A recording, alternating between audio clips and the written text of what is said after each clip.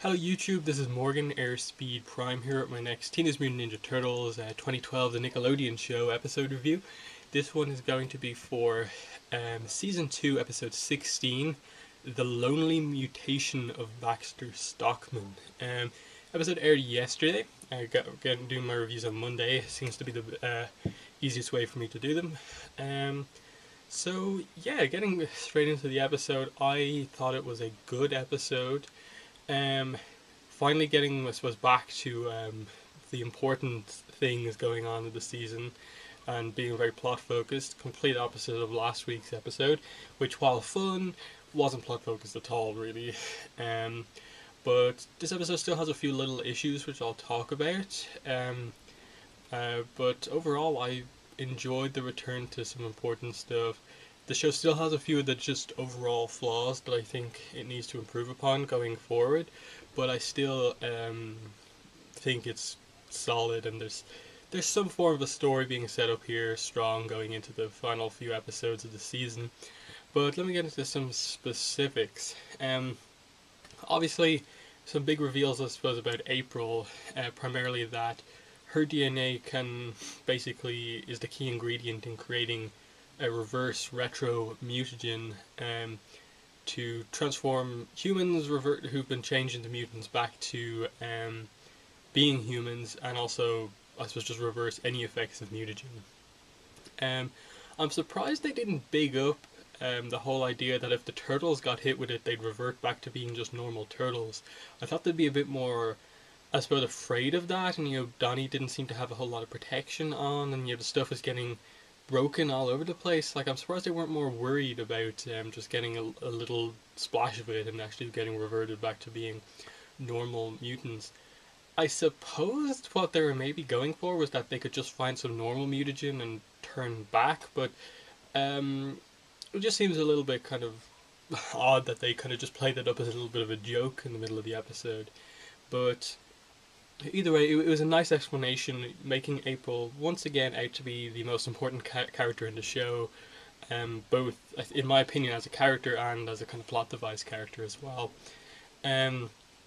Also, the episode introduces, I suppose, the idea of they need to turn April's father, Kirby, back into a human, and he's still the kind of vampire bat mutant going around the place, and that's their primary goal with the retro mutagen. And then there's also the really interesting idea that going into that episode I wasn't really thinking of, that if they got retro mutagen to be able to transform Splinter back into being a human, and that's been a pretty interesting kind of arc that's been gradually touched upon more and more over the course of the season and a half or so that we've had up to now.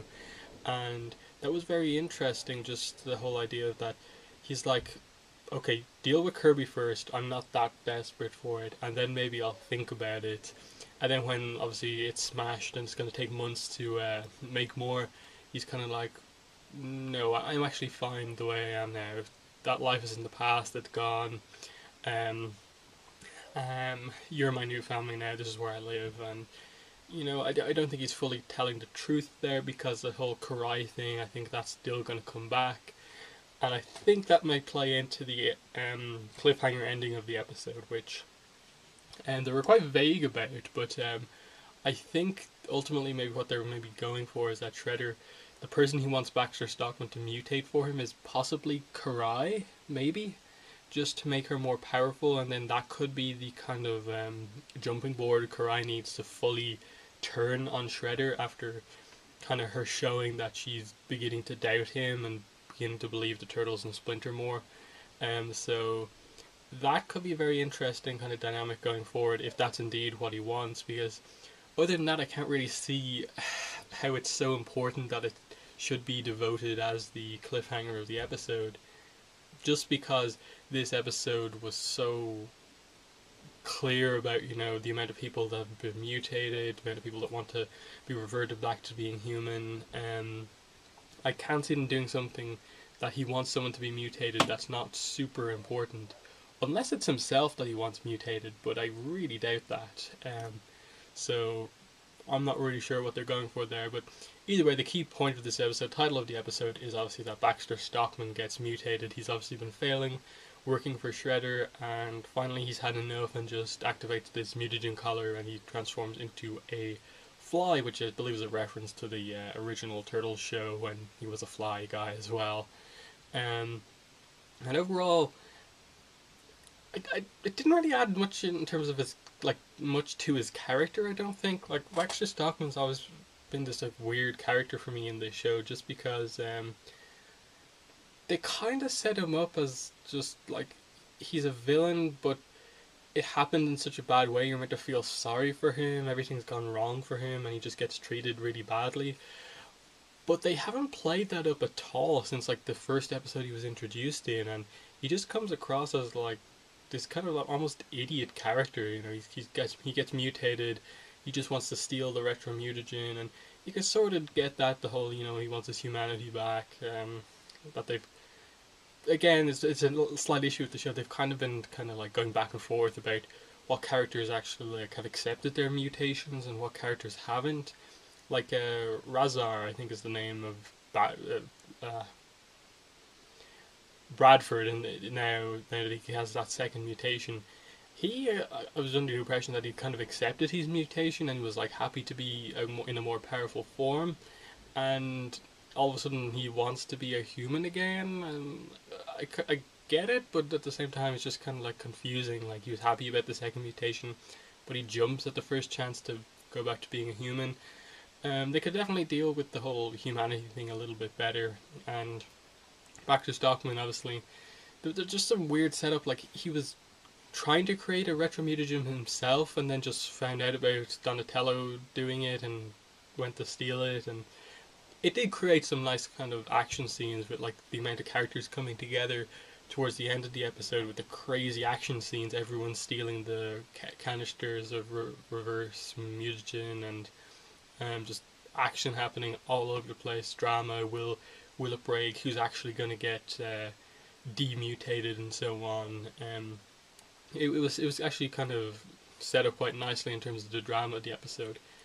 Bit overplayed just with the sheer amount of times they're oh no, it's going to break. No, it's not. The first one breaks. Oh wait, this one's not going to break. It's finally going to happen. Oh no, it has broken. And then ultimately the ending happens, and the ending is the kind of my biggest problem with the episode, just because they'd set it up. The amount of times that they said that it's going to take Donatello 2 months or something, many months to make a new batch of this reverse mutagen.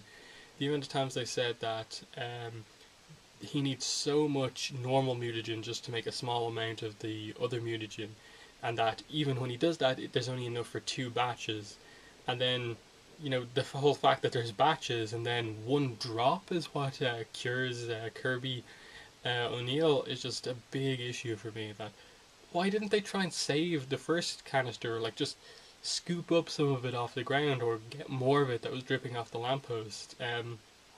Because they could have cured every mutant in the city with just a few drops, and then they're playing up the whole thing of there's only 2 batches and he has half a liter for each batch. It's just kind of this inconsistency. I know I'm overanalyzing it, but the amount of times they specified that we need a lot of this stuff to cure 1 person, and then a drop cures Kirby. It was a little bit of an issue I had with the episode, and just kind of took a lot of the drama out of the kind of end of the episode. It's just oh, that's a kind of awkward kind of finish to the episode.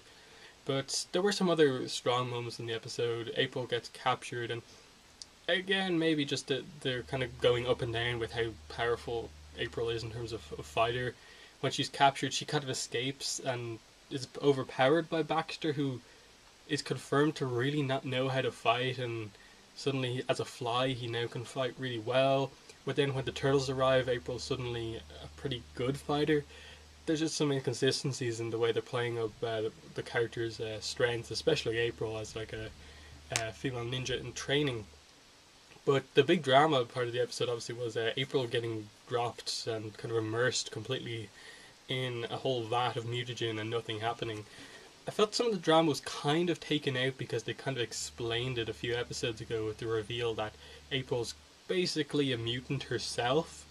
And her DNA holds the key to the Krang's plans as well as mutagen. So I wasn't really expecting her to mutate at all, um, but I was expecting more of an explanation other than just, she's immune to mutagen. They kind of played it up as this shocking thing when I wasn't really worried for her in the first place. But either way, the episode overall was solid. Casey kind of came back into things as well, which was fun. Didn't have too much of a role in the episode. Uh, Kind of was really just involved just so he could have that little bit at the end where they played up the fact that April kissed Donnie on the cheek twice in the episode, and he kind of shoves that in Casey's face, and they're still setting up the romantic rivalry there. And again, I hope they do something with that, like that's meaningful soon rather than later, just because the amount of times they're really teasing this relationship and not actually doing anything with it is kind of beginning to get to me. That's probably like 3 or 4 times Donatello's been kissed on the cheek, and I don't think they've yet to have one serious conversation about the possibility of a relationship or anything like that, what they mean to each other and stuff like that. Same with Casey. So I want that to get more focus going down the line. Turtles in the episode as well.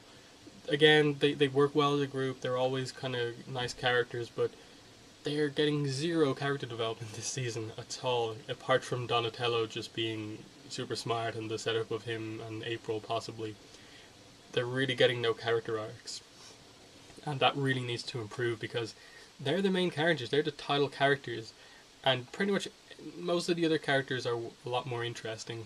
Only other thing I want to say is just that episodes like this really highlight that this show has a little bit too much going on, in that you have Shredder come back into this episode, and you almost feel that he's not really the main villain just because there's so many others running around the place. Like, you have obviously Razar, who we've only seen in like 2 episodes. Fishface was nowhere to be seen in this episode, and then you have all the other characters from basically season 1. They've yet to kill off a villain fully, really, so some big problems possibly coming down the line in terms of, trying to characterize this amount of characters. They're just about managing to keep the general, big plot going forward, but they have so many characters that they're kind of have to keep doing these episodes that aren't too plot focused, and it's kind of taking away from things. But hopefully that will improve going into season 3, and I think season 4 was just confirmed a few weeks ago. So hopefully they'll improve the writing and make it a lot more plot focused. But overall, this episode, the lonely mutation of Baxter Stockman, which I was surprised that was actually the title of the episode, because he was kind of the main character in the focus, but he wasn't really much of a character in the episode, in terms of like me caring about him. But overall, solid episode. So yeah, thanks for watching this review, and bye.